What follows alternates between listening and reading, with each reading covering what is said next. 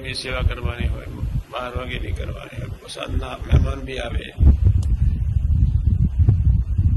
એ duty કાંતિભાઈનું department એવું department છે કે જ્યાં આગળ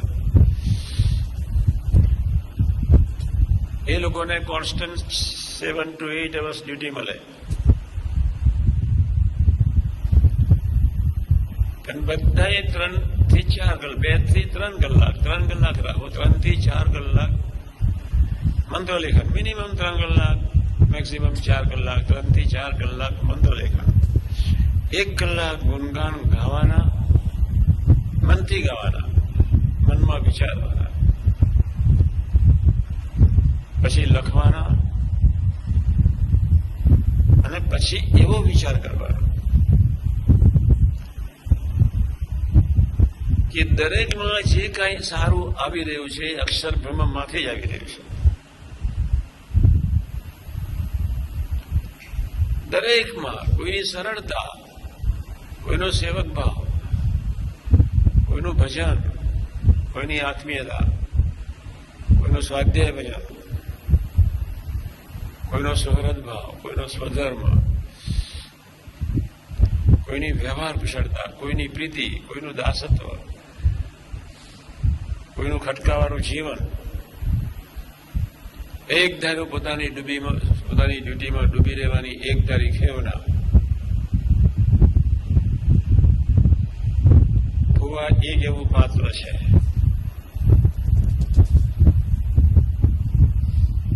તમને ખબર નથી એ શું કરી રહ્યા છે.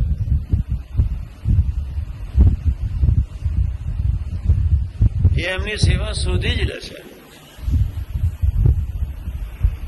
ક્યારેય ફ્રી નહીં હોય. તમે દેખજો, છેવટે ઉપર મંત્ર લેખન કરશે. મેં ભગવાન કહ્યું નીચે આવીને બેસી લખો. ઉપર સારું ખાવે છે, એકાંતવાસ મારી રીતે બધું સરસ મંત્ર લેખન બી કરું છું, બધાનું સંભાળીને ભજન બી કરું છું.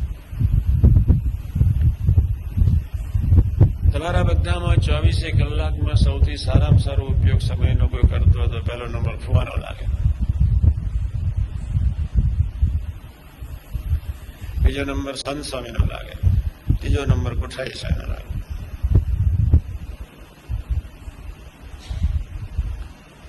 તમે બધાએ 50%, 30%, 20%, 40%. તો આપણે શું કરવાનું? મંત્ર લેખન. શું કરવાનું? ગુણગાન ગાવા, વિચારવાનું, પોતાના બનાવવા માટે. દરેકમાં જે કાંઈ સારું આવ્યું છે, ફરી હું કહું છું, વર્ષોથી કહેતો આવ્યો છું, અક્ષર બ્રહ્મમાંથી જ આવ્યું છે.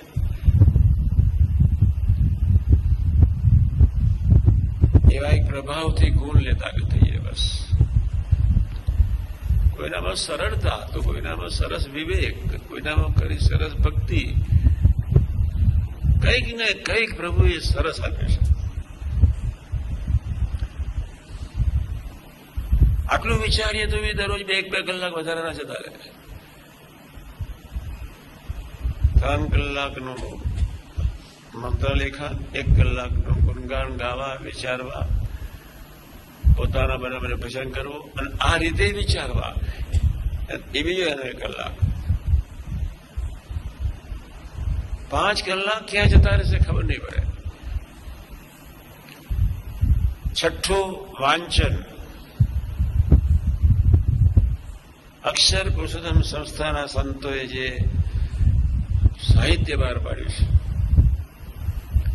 પ્રકાશના ભગવાન સ્વામિનારાયણથી મળીને સ્વતંત્રપણે તમે વારાફરતી, ભલે તમે સભામાં પ્રકાશ વાંચતા હોય, તમે સાંભળતા હોય, છતાંય પહેલા 3-4 લેખ સ્વતંત્રપણે વાંચવા વિચાર કરો. 2-4 પછી પ્રકાશ વધારે મગાવી લઈશું.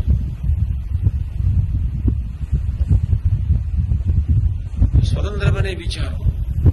ભગવાન સ્વામિનારાયણના જૂના જૂના જૂના ભક્તો સાથેના પ્રસંગો, એટલા બધા સંસ્થાના સંતો શોધીને ખૂબ વાંચીને શોધીને આપણા માટે પીરસેલી થાળી એટલી અદભુત મૂકે છે. આપણે ભયંકર આળસુ છીએ. એ વાંચો અને એ પ્રસંગો તમારી સ્પેશિયલ ડાયરીમાં લખો. મેં નક્કી કરી નાખ્યું છે તમને એકે નવરા નથી રહેવા દેવું.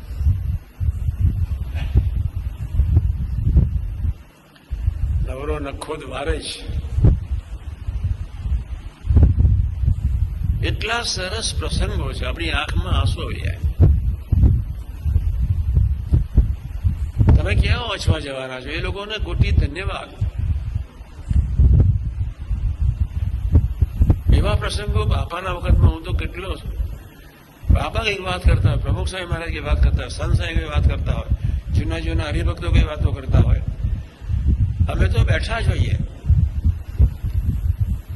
કોઈ પણ મંદિરમાં રાત્રિના 2 વાગ્યા સુધી કથા થતી હોય અમે બધા હોઈએ જ, પણ છતાંય અમે નથી સાંભળ્યા વાંચ્યા એવા પ્રસંગો પ્રકાશમાં આવે છે. બાપાની સાથે અમે 1 મિનિટ બગાડી નથી. વર્ષોથી જ્યારથી બાપાના યોગમાં આવ્યા ત્યારથી એટલા જ આવીએ અને ગોચાસન 2 હરિભક્તોનો લાભ લેવાનો, એક મનીભાઈ સલાડવાળા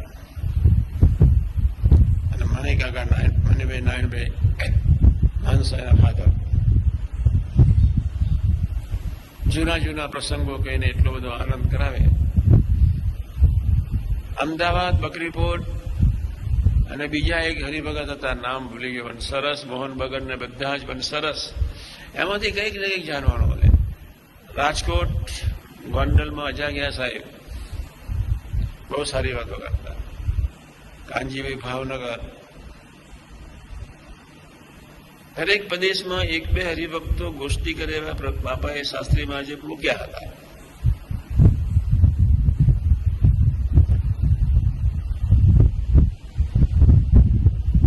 હું બહુ વિચાર કરું, અત્યારે બી વિચાર કરું છું કે તમને નવરા શા માટે રહેવાનું મન થતું છે?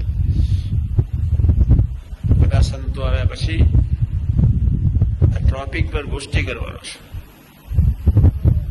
અથવા તમે નવરા શા માટે રહી શકો છો, અથવા તમે શા માટે સત્સંગ, ભજન, ભક્તિ, સેવાના આકારે રહી શકતા નથી? આપણી પાસે અદભુત મટીરિયલ છે.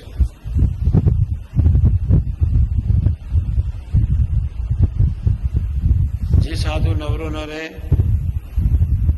એના મન બુદ્ધિના દોષ સ્વભાવની જામીન ગુરુ ગુણાદિત્ય છે. ગુણાદાસાએ કહ્યું છે અમારી જામીન છે, અમારી ડાપોરી અમારે એની જવાબદારી, જામીન એના જામીન અમે થતા નથી. નવરો ન રહે અને આ રીતે વર્તે એના જમાન અમે થઈએ છીએ, પ્રમુખ ભૂલકું કરવાની જવાબદારી અમારી રહેશે. તો આ સંતો બરોબર વિચારજો. ફરી વાત કરું છું, 3 કલાકનું ભજન, 1 કલાકના ગુણાનુવાદ, 1 કલાકના જે સરસ ગુણાનુવાદ ભક્તોના વિચારીએ, લખીએ અને ભજન કરીએ. સાદી અક્ષર બ્રહ્માથી જ બધું આવે છે. જે કાંઈ આવે છે અક્ષર બ્રહ્માથી.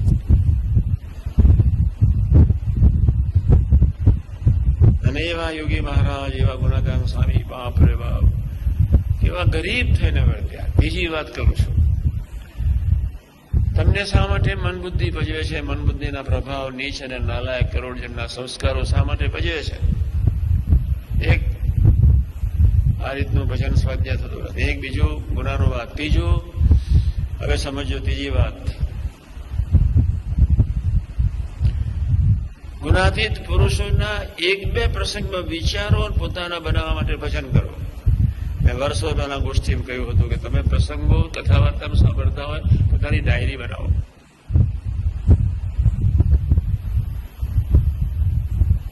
હું નાની ડાયરી રાખો, સેજ લખી લઉં. રેલવેમાં બેસીએ, ગોંડલથી નીકળીએ, જય સ્વામિનારાયણ વડોદરા સુધી આવીએ, થોડું વાંચીએ, ભજન કરીએ. સ્વામીની વાતો સાથે રાખીએ, થોડી વાંચીએ, ભજન કરીએ. સ્વામીની વાતો મોડે કરીએ, ભજન, પછી વિચારીએ ભજન કરીએ.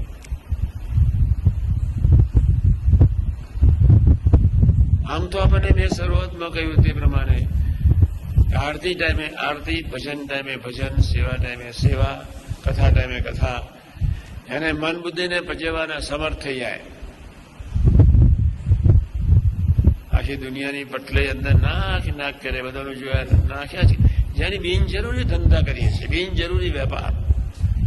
આંખે ગઈ અયોગ્ય વેપાર, કાને ગઈ અયોગ્ય વેપાર, મન બુદ્ધિના સાથ આપીને ક્યાં ના ક્યાં હરિધામમાં રહેતા હોય, ઠાકોરજીના દર્શન કરતા, પ્રતિષ્ઠા કરતા હોય, તો બી બહાર રખડતા હોઈએ.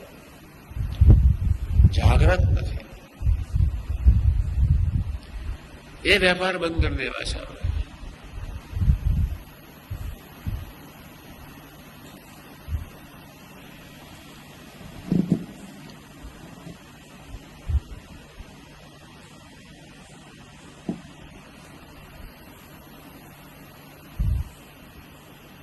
વૃદ્ધો વચ્ચે બોલી ગયો.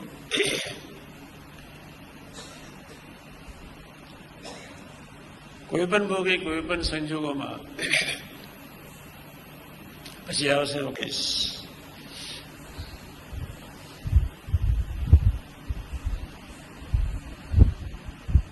સ્વામીની વાતો, વચનાવ્રત, જીવન ચરિત્રો, બીજી જ્ઞાનની વાતો. દેવસાગર સ્વામી ઘણા પુસ્તકો લખ્યા.